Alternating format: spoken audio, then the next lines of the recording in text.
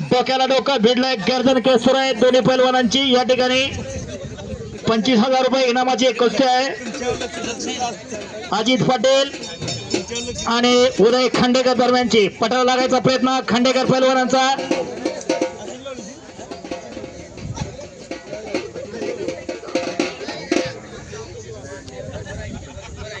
ताकद मारण्याचा प्रयत्न आहे।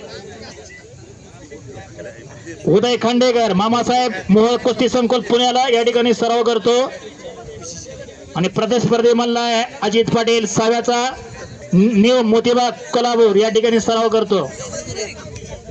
उजव्या पवित्रात आहे तो खांडेकर पैलवान दोन्ही मल्ल उजव्या पवित्रात लढतायत।